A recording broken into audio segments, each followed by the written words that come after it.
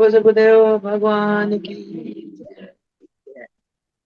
योग योगेश्वर महापुर रामलाल जी, योग मार्तंड मुल्केश्वर भगवान और हम सभी के प्राणाधार सत्स्वरूप सदगुरु स्वामी देवीलाल महाराज जी के अपार कृपा करुणा आशीर्वाद से आइए हम सत्संग आरंभ करते हैं।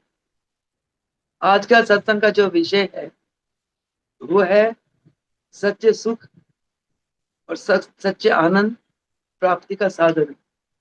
सच्चा सुख सच्चा आनंद सभी चाहते हैं, परंतु इसका साधन क्या है।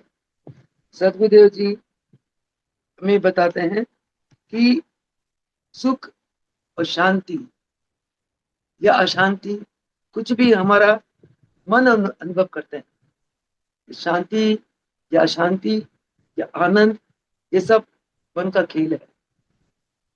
तो मन किसको कहते हैं? विचारों के जो समूह होते हैं उसको मन कहते हैं। तो मन में जो विचार है वो विचार जब सात्विक होंगे और विचार एकाग्रित होंगे, उखड़े नहीं, वो विचार सात्विक और एकाग्रित, वो विचार बहुत शांत होते हैं। वो विचार हमें सुख देने वाले होते हैं। जैसे भगवान का नाम है, वो विचार सुख देने वाला, शांति देने वाला। और भगवान का नाम एक ही है। एक नाम में क्या होता है, हमारा मन जो है ना वो एकाग्रित हो जाता है एक नाम में। जहां मन एकाग्रित होता है, जहां मन के अंदर सात्विक विचार आते हैं, परमात्मा का चिंतन, परमात्मा नाम, भगवान श्री कृष्ण की लीलाएं याद करो, भगवान राम की लीलाएं याद करो, बाबू रामलाल जी, सदगुरुदेव उल्केश्वर भगवान, सदगुरुदेव देवीदास भगवान के लीला याद करो, तो आपके विचार बड़े सात्विक हो जाते हैं। विचार सात्विक होते ही आपको आनंद की प्राप्ति होती है।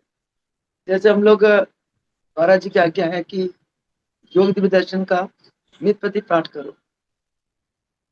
योग दिव्य दर्शन के पाठ से आपको बहुत शांति मिलेगी, आनंद मिलेगा और आपके सारे ग्रह सीधे हो जाएंगे और आपके घर में रिद्धि सिद्धि सुख शांति का वास होगा।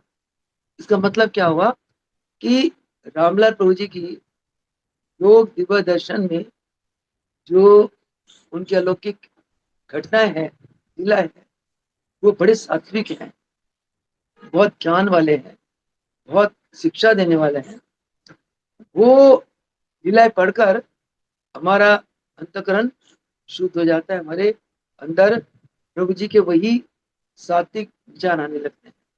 हमारे अंदर के जो अणु परमाणु है वो सात्विक हो जाते हैं।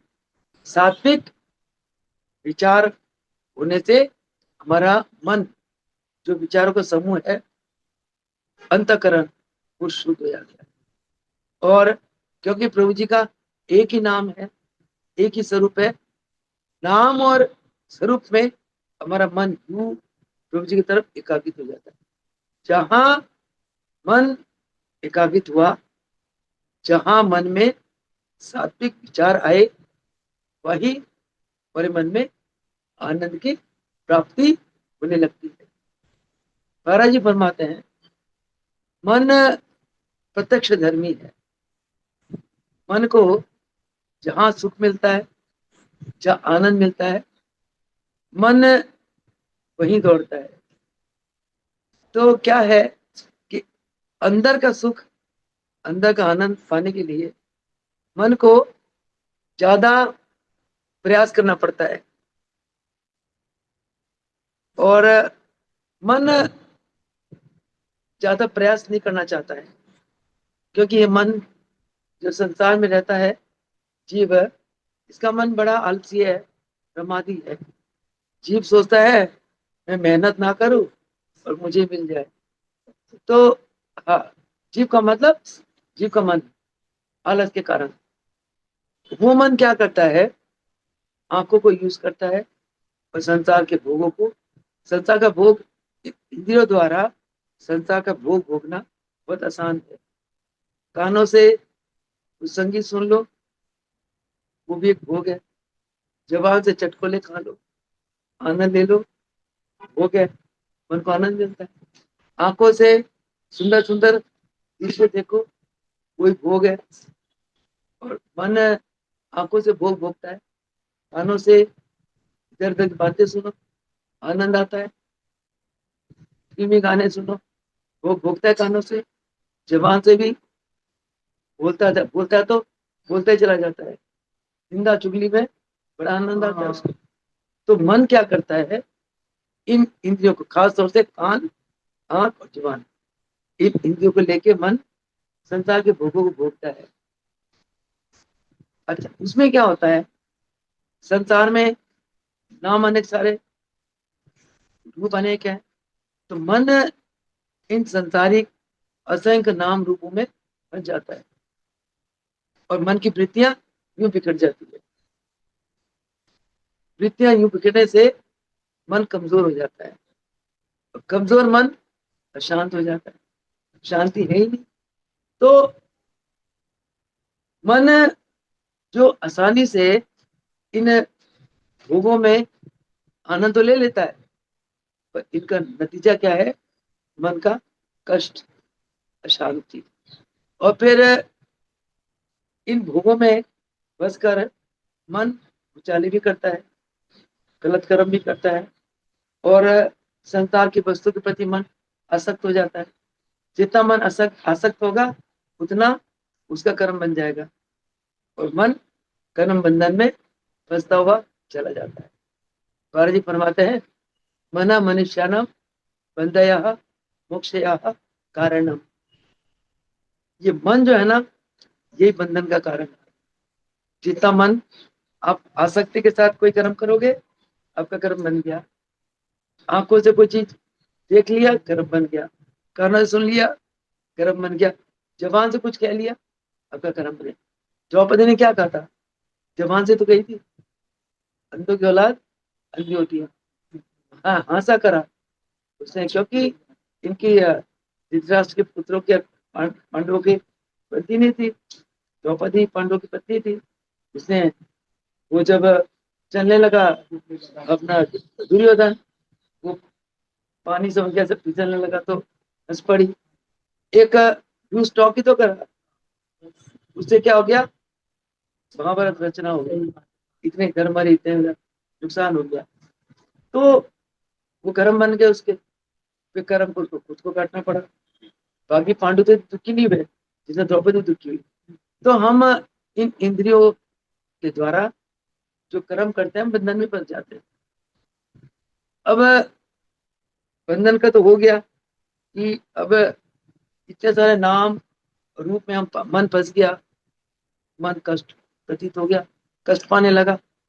ऋषियों ने, मुनियों ने, संतों ने क्या करा, इन नाम और रूप के विषयों को, दुखों को नाम और रूप से काटा। किसका नाम, सतगुरु का नाम। किसका रूप, सतगुरु का रूप। सतगुरु का नाम, सतगुरु का नाम दो है, एक पर है, एक अपर है। जो पर है वो तो निर्गुण है, जो अपर है वो सगुण है। सतगुरु एक निराकार दिव्य ज्ञान स्वरूप, प्रकाश स्वरूप शक्ति का नाम है। वो शक्ति जो अपने एक स्पंदन मात्र से संसार में उत्पत्ति, पालन, विनाश करती है। जो शक्ति, वो शक्ति कौन सी है, ओम। ओम अक्षर ब्रह्म, भगवान का अक्षर ब्रह्म ओम। तो ओम की जो शक्ति है, वही निराकार रूप में,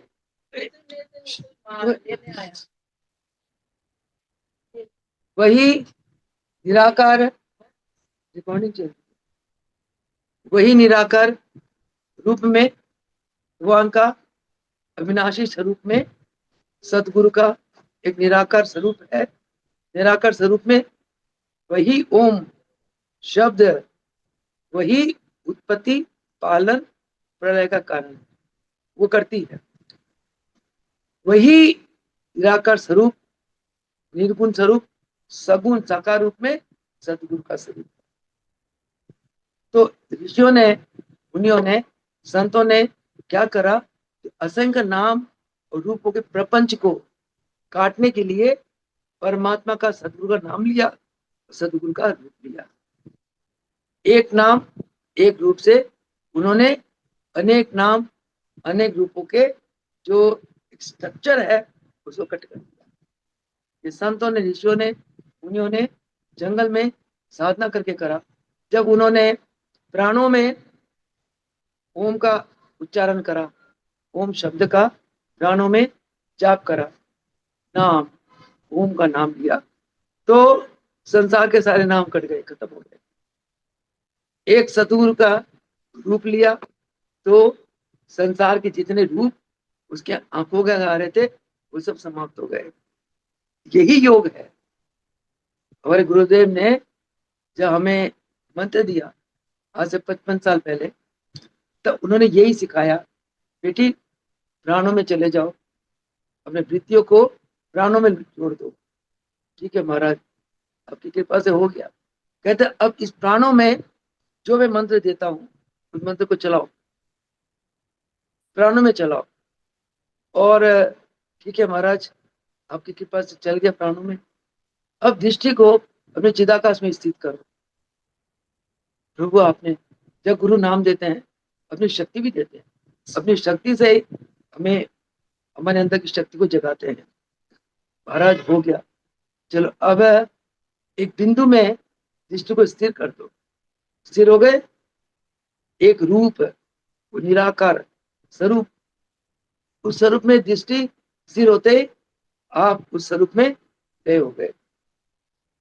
संसार का नाम चला गया क्योंकि प्राणों में ओम आ गया। संसार का रूप हट गया क्योंकि बिंदु के रूप में आपका मन टिक गया। तो उससे क्या होता है? संसार की स्थिति, नाम रूप सब खत्म।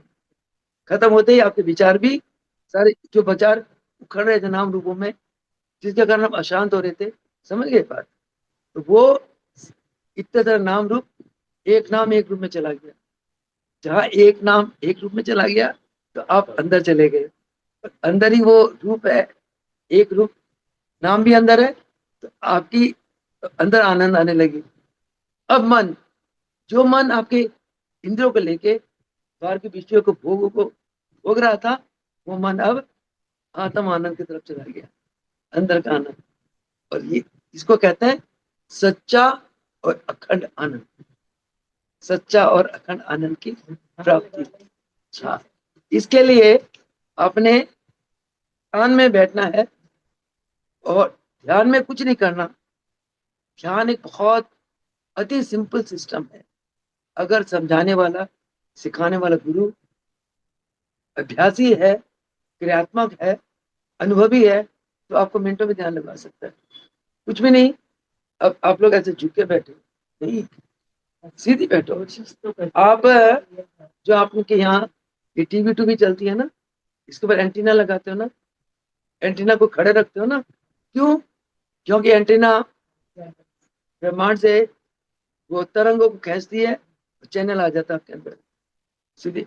अगर एंटीना को टेढ़ा हो, गिरा हो, पिक्चर नहीं आएगी ना। ऐसे ही हमारा जो स्पाइन है ना, रीढ़ की हड्डी, उसके अंदर जो प्राण है ना, प्राण, वो एंटीना का काम करती है।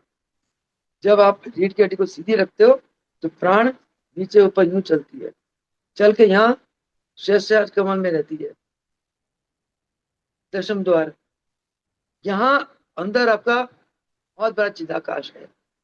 तब आपका जो प्राण है चिदाकाश में, ब्रह्म है, बिंदु रूप में, प्रकाश रूप में, आनंद स्वरूप में, आपका प्राण बिंदु के साथ कनेक्ट हो जाता है। और आपके अंदर वो शक्ति, बिंदु नहीं, शक्ति केंद्र, आपका प्राण शक्ति केंद्र से कनेक्ट हो जाता है। वो शक्ति केंद्र कहाँ का है? ब्रह्मांड के शक्ति केंद्र का एक कण है। और आपकी शक्ति केंद्र, ब्रह्मांड जो सारा संसार चला, जो शक्ति, उस आपके शक्ति केंद्र, ब्रह्मांड के शक्ति केंद्र के साथ कनेक्टेड है। जहां आपका प्राण आपकी शक्ति केंद्र कनेक्ट हो गया, इसका कनेक्शन तो ऑलरेडी है, बल्ब है या स्विच है, बीच में तार है। तो जब तक हम स्विच ऑन नहीं करेंगे तब तक तार से करंट नहीं जाएगी, तब तो बल्ब नहीं जलेगा। सेम सिस्टम हमारा है। जब तक हम प्राणों में, स्विच का मतलब हमारे प्राण में, जब तक गुरु का दिया हुआ मंत्र को नहीं चलाएंगे, स्विच ऑन नहीं करेंगे, तब तक ये प्राण जो है ना एक्टिव, जागेगा नहीं। प्राण को एक्टिव करना का मतलब स्विच ऑन करना।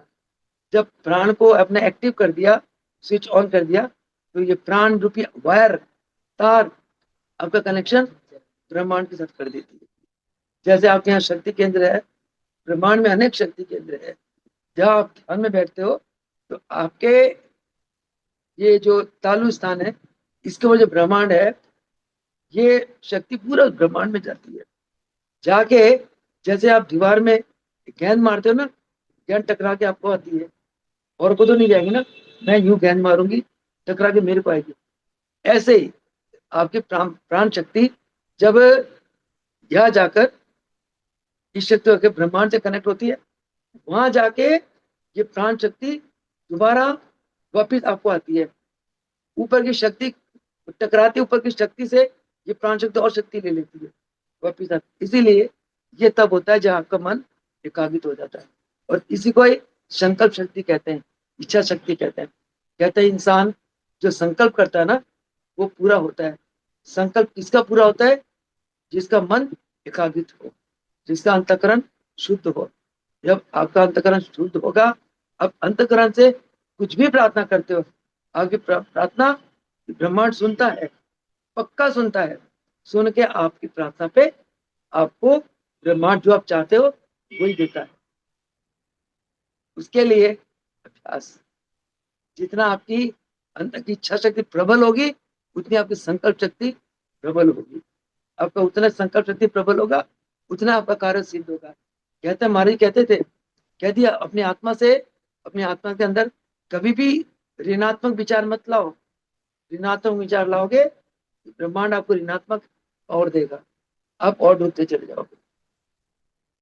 इस घट के अंदर हमेशा पॉजिटिव धनात्मक विचार लाओ। धनात्मक विचार लाओगे तो ब्रह्मांड आपको धनात्मक पावर देगा। अब बताओ, मानव ग्रहों में चला जाता है, मंगल ग्रह में चला जाता है, स्पेस में चला जाता है, कहाँ का जाता है, चंद्रलोक में चला जाता है। ये क्या चीज है? हमारी संकल्प शक्ति तो है। बच्चे छोटी उम्र से संकल्प लेते हैं, मैं तो एस्ट्रोनॉट बनूंगी, मैं तो डिफेंस में जाऊंगी, मैं डॉक्टर बनना है, मैंने इंजीनियर बनना है।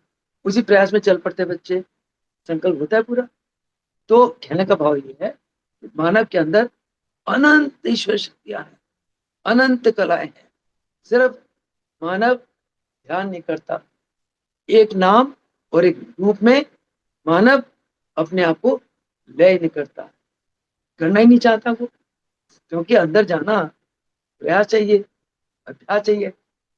बंदा इतना आलसी है, इतना प्रमादी है, वो अभ्यास करना ही नहीं चाहता। जब अभ्यास नहीं करेगा तो मन है, तो इंद्रिया है, इंद्रिया तो देखती है दुनिया को, मन इंद्रियों के द्वारा भोग भोगती है, इनमें फंसी रहती है। जैसे गोबर का कीड़ा ना, गोबर में फंसा रहेगा, उठा के फूलों में डालोगे ना, उतर जाएगा फूल से, फिर गोबर में फंसेगा। जो जो जहाँ का रहना चाहता ना, जो जहाँ का ग्रस्त है, वो वही रहता है। तो कहने का भाव है, वही देखो, सारा संसार को भगवान ने पैदा करा। हर एक मनुष्य है, भगवान की सृष्टि है। ऐसा क्यों है? कोई तो दानव है, कोई मनुष्य है, कोई देवता है, कोई साधु है, कोई संत है। भिन्नता क्यों? आत्मा तो एक ही है, परमात्मा अंश है। वही परमात्मा अंश कोई मनुष्य चोले में है, कोई पक्षी चोले में है, कोई जानवर के चोलों में है, कोई ये केचुए पेचुए निम्न चोले में है। क्यों? आत्मा तो वही है। इनके स्वभाव, इनके कर्म, इनके मन, इनकी बुद्धि, ये अलग अलग है। सात्विक बुद्धि वाले संत बन जाते हैं, रासिक बुद्धि वाले मनुष्य, तामसिक बुद्धि वाले दानव, राक्षस बनते हैं। तो ये सारी बात, बुद्धि कहाँ से आती है? बुद्धि किसको, बुद्धि को कौन चलाता है? मन। मन बुद्धि को चलाता है, बुद्धि मन को चलाता है। मन का इच्छा आती है, बुद्धि उसको प्लस माइनस करता है, डिस्क्रिमिनेशन करता है, ये अच्छा है बुरा है। आत्मा बोलेगी ये गलत काम है, मत कर। बुद्धि कहता है कर ले कर ले, इसी ये फायदा होगा। मन बुद्धि के वश में फंस जाता है।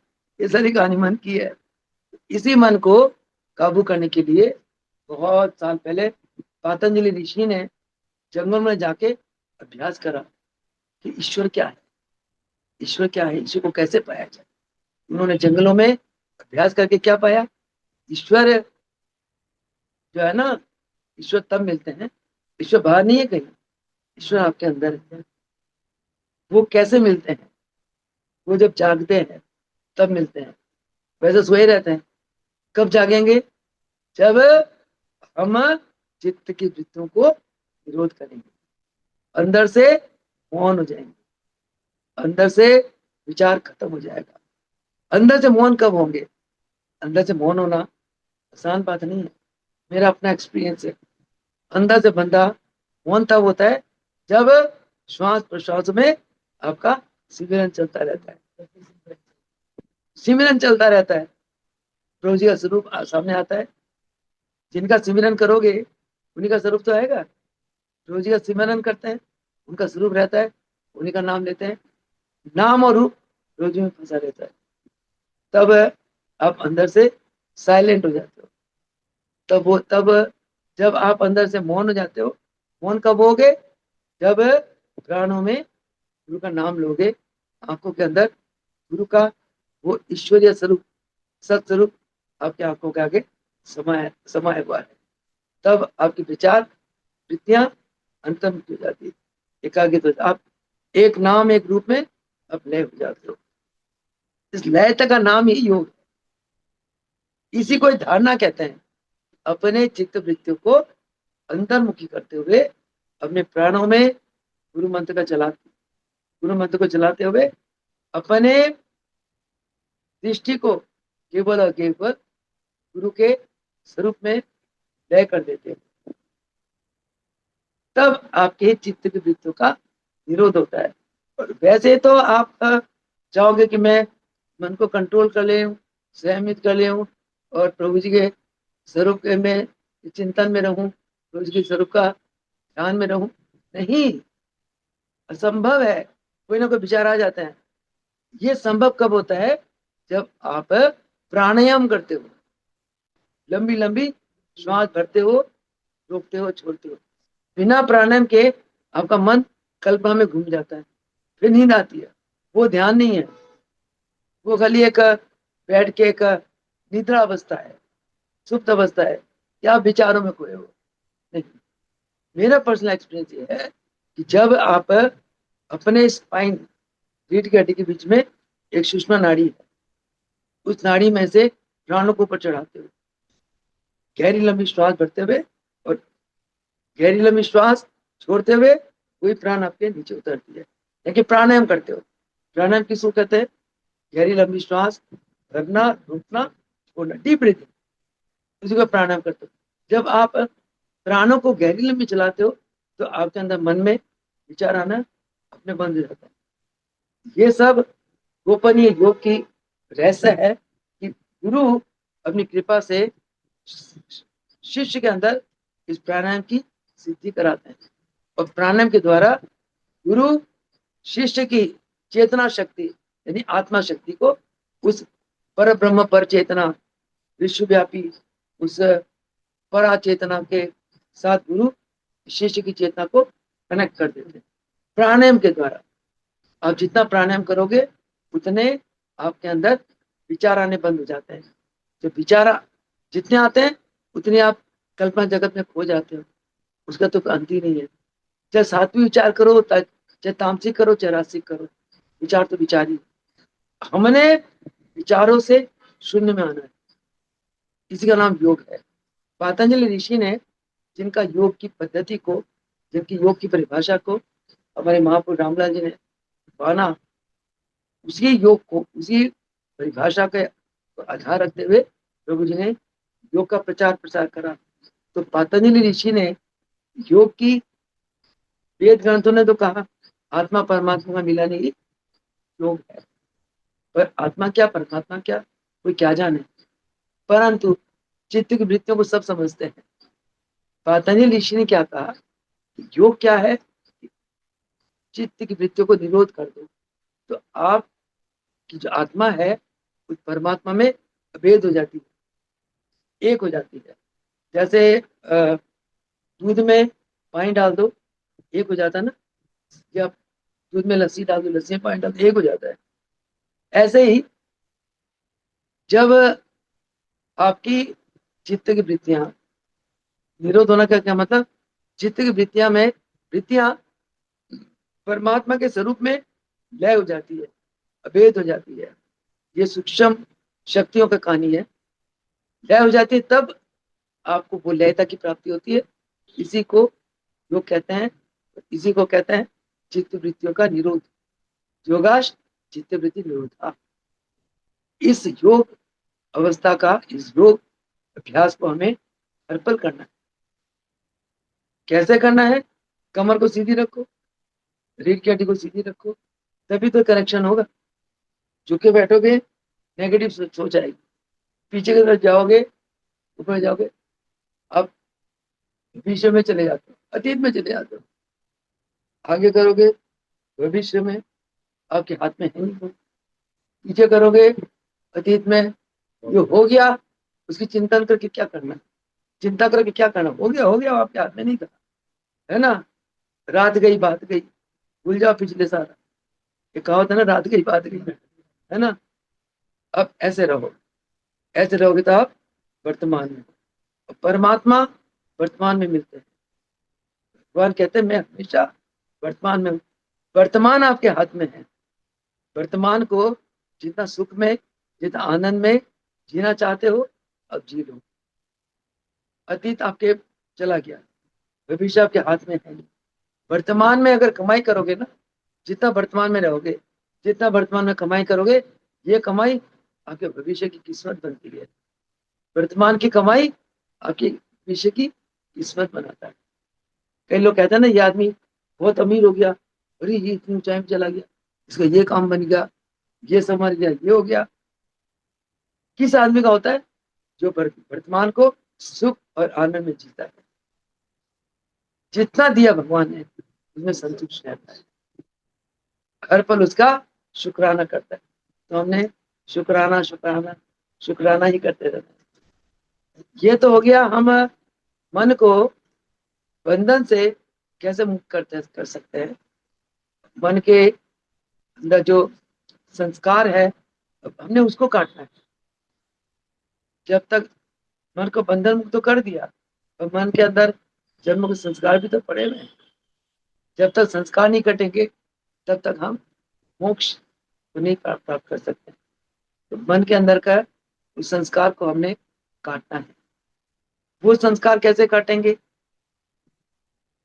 उसके लिए क्या है, जो अक्षर ब्रह्म जिसको ओम कहते हैं, जहां से उत्पत्ति हुई है, जहां से शब्द बने, जहां से वाणी बनी, जहां से दृष्टि बनी, जहां से उत्पत्ति हुई, जहां से पालन हुआ, जहां से प्रलय हुआ, वो अक्षर ब्रह्म ओम। ओम के प्राणों में जाप से आपके जन्मों के संस्कार सब दग्ध हो जाते हैं। और ओम अक्षर ब्रह्म ओम, ये आपको सतगुरु सिखाते हैं, सतगुरु देते हैं। ये ओम अक्षर का जाप सतगुरु सिखाते हैं अपनी कृपा से। इसलिए कहते हैं कि गुरु के शरण में जाने से गुरु अपनी कृपा से, अपनी शक्ति से अपने शिष्य के अंदर अक्षर ब्रह्म उस ओम का जाप कराते हैं। और ओम के जाप से गुरु शिष्य के जन्मों के संस्कारों को काट देते हैं। जब तक जन्मों के संस्कार नहीं कटेंगे तब तक उस जीव को या उस शिष्य को परम पद मोक्ष पद की प्राप्ति नहीं हो सकती। संस्कार हमारे जो हमने जितने जन्म लिए उतने जन्मों में हमने जितने कर्म करा, तो उस जन्म का खाया पिया शरीर धन दौलत तो उस जन्म में रह गया, परंतु आत्मा के साथ स्वभाव कर्म संस्कार निकलता है। वो आत्मा उसके कर्म उसके स्वभाव के अनुसार अपना घर ढूंढ लेती है, गर्भ ढूंढती है, उसी गर्भ में वो आत्मा प्रवेश कर जाती है और वो आत्मा शरीर धारण करके बाहर आके उन संस्कारों को भुगतती है। तो सदगुरु इसलिए होते हैं, वो इस जन्म में अगर उस आत्मा ने और कर्म करा और उसके संस्कार बढ़ गए, सदगुरु क्या करते हैं, इन संस्कारों को काटने का साधन सिखलाते हैं। वो क्या है, सदगुरु अपनी कृपा से अपने शिष्यों के द्वारा योग अभ्यास कराते हैं। योग अभ्यास में शिष्य के प्राणों में ओम मंत्र का चाल चलवाते हैं, शिष्य को ध्यान में बैठे विधि सिखाते हैं। शिष्य जितना गुरु की आज्ञा में उतरता है, गुरु की आज्ञा से शिष्य जितना इस ओम मंत्र का जाप प्राणों में करता है, उतना वो इसी मंत्र जाप में अपने मन को लय कर देता है। उसका मन शून्य में चला जाता है और उसके मन में जितने जन्मों के संस्कार पड़े हैं वो संस्कार एकदम साफ कर दिया जाता है। तभी धर्म ग्रंथों ने शास्त्रों ने कहा, योग अग्नि रहती क्षिप्र शेष पाप पिंजरम, पाप रूपी पिंजर को योग अग्नि दग्ध कर देती है, जला देती है। जो कहता ना कि संसार में कर्म संस्कार हम तो काट ही नहीं सकते, जो कर्म करा हमें वही भुगतना पड़ता है। इस जन्म में कोई राजदा गुरु नहीं मिला तो आप और भी गलत कर्म करते चले जाते हो, कर्म बंधन में फंसते चले जाते हो, कर्म बंधन में फंसते हुए अब और कर्म बना लेते हो, ये चक्कर चलता ही रहता है। अब जो सियाने बंदे होते हैं, जो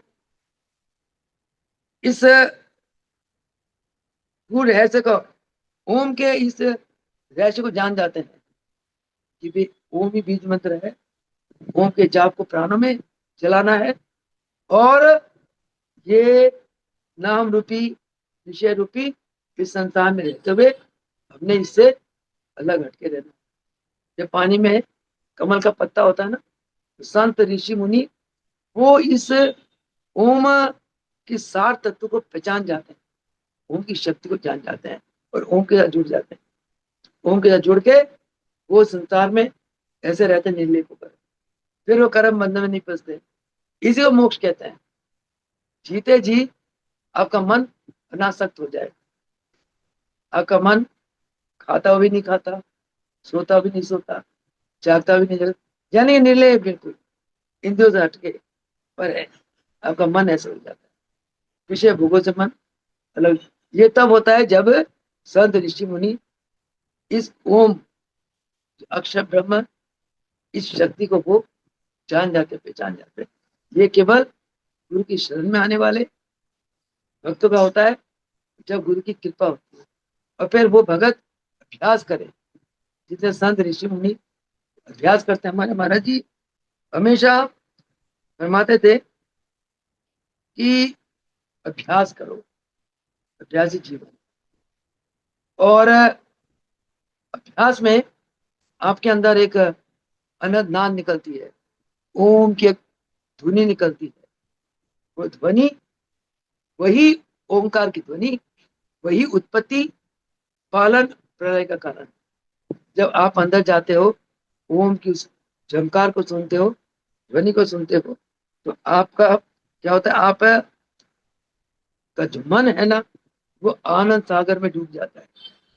जैसे एक बिंदु महासमुद्र में डूब कर वो बिंदु महासमुद्र का रूप ले लेता है। मटका भर के पानी ही समुद्र में डाल दो, जब तक मटके पानी अलग है, मटके का पानी हम कहते हैं, समुद्र का पानी अलग अलग। मटके का पानी समुद्र में डाल दो, वो पानी क्या है, हमारे अंतरात्मा, वो समुद्र का रूप ले लेती है। घड़ा क्या है, हमारा शरीर है, शरीर अलग हो गया, आत्मा उस परम आनंद में परमात्मा में विलीन हो गई, तब वो पूरा संपूर्ण परिपूर्ण आनंद को प्राप्त करता है। ऋषि मुनि संत इस आनंद के सागर में डूबे रहते हैं। जहाँ उनको अनंतता मिला, उस संसार के पीछे होगा आनंद क्यों लेंगे? हैं? जिसको हीरा मिल गया वो पित्तल या लोहा क्यों लेगा? है ना? जिसको हीरा नहीं मिला वो सोचता है मेरे पित्तल लोहा ये सब कुछ है। जिस जीव को अंदर का वो आनंद सागर का आनंद नहीं मिला, जिसका मन उस आनंद सागर में नहीं डूबा, यानी कि ओमकार शब्द को, उस अक्षर ब्रह्म को जिसने जिस मन ने नहीं जाना, तो वो तो फिर संसार समुद्र को दिखाता रहता है। तो हमारे फरमाते हैं कि जो महापुरुष होते हैं, सदगुरु होते हैं, वो संसार समुद्र के बीच में नहीं चलते, किनारे किनारे चलते हैं। क्योंकि संसार समुद्र में बहुत मोटे मोटे मगरमच्छ, सर्प, विषैले सांप, मेंढक, अपना ये क्रोकोडाइल, वो कहते हैं, अब मगरमच्छ कहते हैं ना उनको, और ये चीजें होते हैं। आप समुद्र में तो पैर रखोगे तो काटेंगे आपको। कहने का मतलब वो संसार समुद्र में आप जितने डूबते जाओगे ये सब आपको काटेंगे। तो इसीलिए संसार समुद्र में रहते हुए यहाँ से निर्लिप रहो। निर्लिप रहने का एक ही रास्ता है, उस अक्षर ब्रह्म ओंकार में, उस आनंद सागर में अपने बिंदु रूपी मन को लय कर दो, डुबो दो, ताकि मन इन चक्रों में फंसे ही ना। एक तो हो गया नाम रूप के द्वारा हम बंधन मुक्त हो सकते हैं, और ओंकार शब्द को जानते हुए इस शब्द को, इस बिंदु को उस आनंद समुद्र में डुबो कर अक्षर यानी कि प्राणों में जाप करते हुए अपने अपने इस बिंदु रूपी जीव को परम परमेश्वर रूपी समुद्र में डुबो कर हम संसार में रहते हुए भी निर्लेप रहे, तब हम मोक्ष पद को प्राप्त कर सकते हैं। तो इतना ही कहते हुए आज के सत्संग को यही समाप्त करते हैं। और सारा आधार हमारे योग योगेश्वर महापुर रामलाल जी, मुल्केश्वर भगवान, सतगुरु सतगुरुदेव स्वामी देवदयाल महाराज जी का ये समस्त ज्ञान का ये तत्व ज्ञान है। और ये सब ज्ञान उनकी कृपा करुणा आशीर्वाद से ही हम इस ज्ञान का अनुभव कर सकते हैं, इस ज्ञान को पा सकते हैं। और उनकी कृपा आशीर्वाद से जब हम उनकी चरणों की निरंतर सेवा करते हैं, निष्काम सेवा, इनके चरणों का ध्यान करते हैं, इनके चरणों की पूजा करते हैं, इनके चरणों की भक्ति करते हैं, और इनके योग के प्रचार प्रसार रूपी कार्यों को हम निष्काम भावना से करते हैं, तब हमारे जन्मों के कर्म बहुत हल्के हो जाते हैं और इनकी कृपा ज्यादा बरसती है। इसीलिए महाराज जी फरमाते हैं, जहां मेरे यज्ञ हो, यज्ञ में जरूर जाओ, वहां हमारे कर्म करते हैं, हमारे अच्छे संस्कार बनते हैं। और जहां इनके योग के प्रचार प्रसार के कार्य हो, मंदिर हो, यज्ञ हो, वहां निष्काम सेवा जरूर करो। सेवा करने से कर्म करते हैं, और चरणों में आकर यज्ञ में आने से, भक्ति करने से मन के विकार दूर होते हैं, और उतना ही हमारा मन एक सात्विकता में जाता है। उतना जितना हमारे पाप कर्म दग्ध होंगे ना, उतना ही हमारा दिल करेगा, हमारा आलस प्रमाण चला जाएगा, हमारे मन में हर पल उत्साह बनी रहेगी, अब ये करे ये करे, अच्छे कर्म करे। नहीं तो इंसान तो आलस प्रमाण में फंसा रहता है। भगवान कहते हैं, जे मैंने मानव जन्म तुझको हीरा दिया, ये तू बीता गवा तो मैं क्या करूं? भगवान ने तो दे दिया, देव दुर्लभ मनुष्य शरीर दे दिया। अगर हम इतना सुंदर शरीर पाकर हम इस शरीर का सदुपयोग ना करें, शरीर के अंदर तो आत्मा होती है ना, शरीर तो आत्मा का रथ है, शरीर आत्मा शरीर रूपी रथ में अपना यात्रा करती है। तो इस यात्रा के दौरान अगर हमने अपने आप को चैतन्यमय नहीं रखा, अभ्यास नहीं करा, कर्मठ नहीं हुए, पुरुषार्थी नहीं हुए, तो फिर हम उस मंजिल तक कैसे पहुंचेंगे? यहाँ से दिल्ली जाना है, कार बढ़िया होनी चाहिए, ड्राइवर बढ़िया होना चाहिए, फटाफट दिल्ली पहुंच जाएंगे। वही चीज है। भगवान को पाना है, इतने महान गुरु मिले हैं, उनकी कृपा को ना पाए तो यही तो ले जाने वाले हैं, हम कैसे पहुंच सकते हैं। इन्हीं शब्दों के साथ आज के सत्संग को समाप्त करते हैं। बोल सकुदेव भगवान की, योगेश्वर महापुर रामलाल जी की, मुल्केश्वर भगवान की, भगवान की। जय हो मेरे राम भगवान।